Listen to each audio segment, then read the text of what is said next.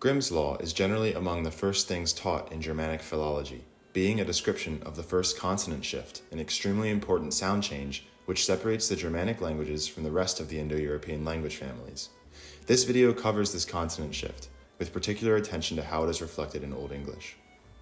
Grimm's law was discovered by the eponymous Jakob Grimm in Hessen between the years 1820 and 1822.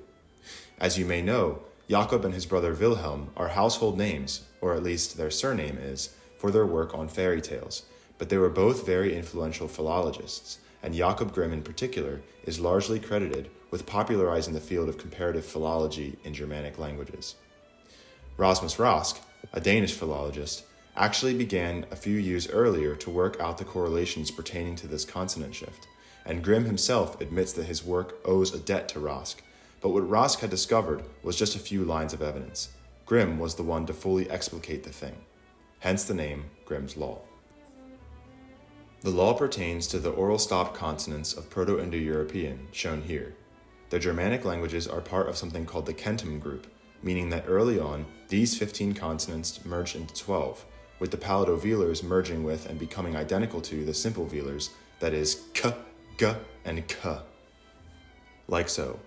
These 12 consonants can be divided into 3 rows of 4, being the voiceless stops on top, the voiced stops in the middle, and the aspirated voice stops on the bottom.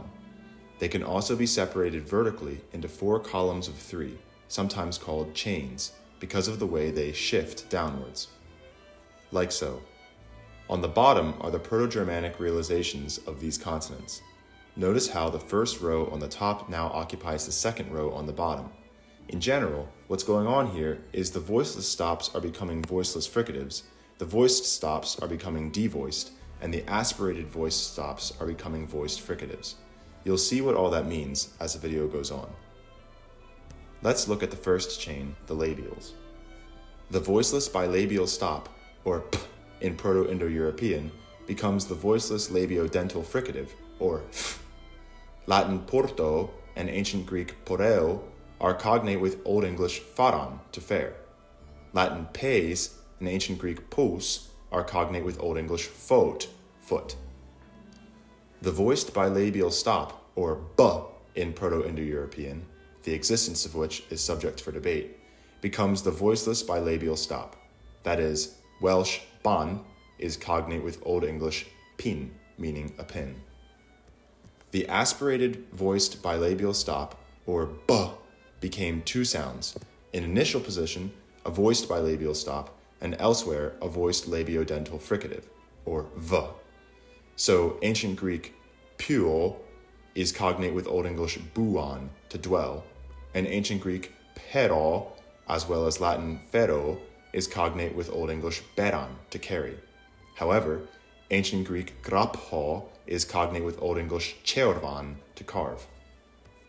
Now we'll look at the second chain, sometimes referred to as the coronals.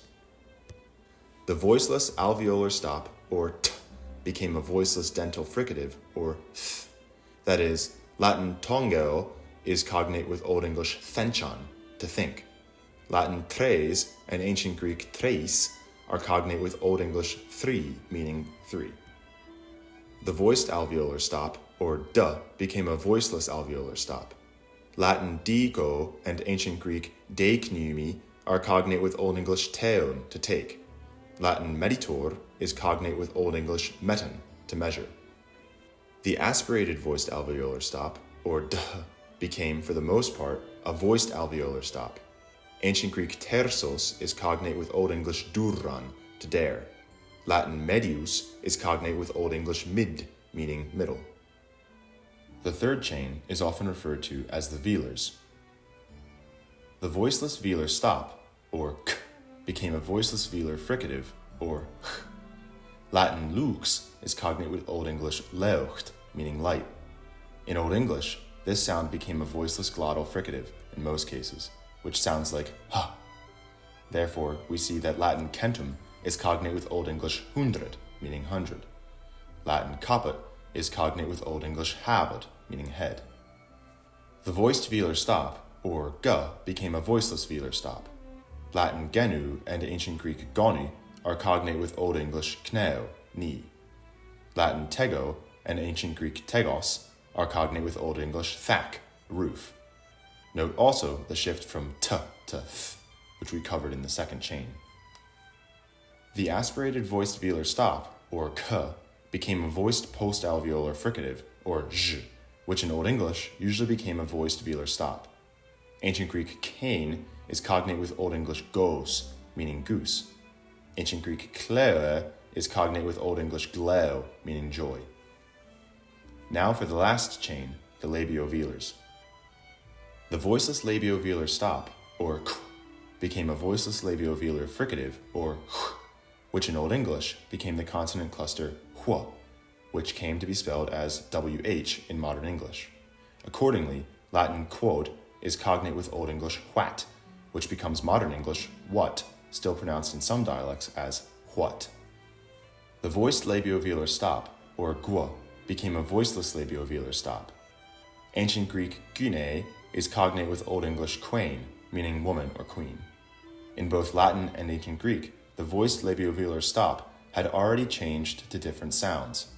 Therefore, oddly enough, Latin venio, Ancient Greek baino, and Old English kuman are all cognates.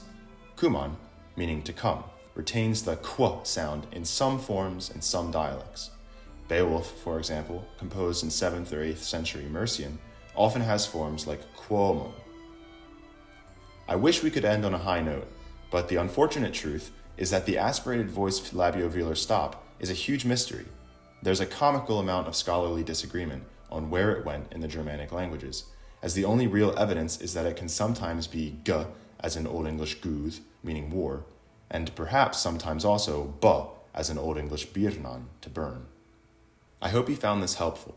Most of what I said here was taken from R.D. Fulk's Comparative Grammar of the Early Germanic Languages, which can be found for free online. Curate ut optime valiatis, on farathie sunde.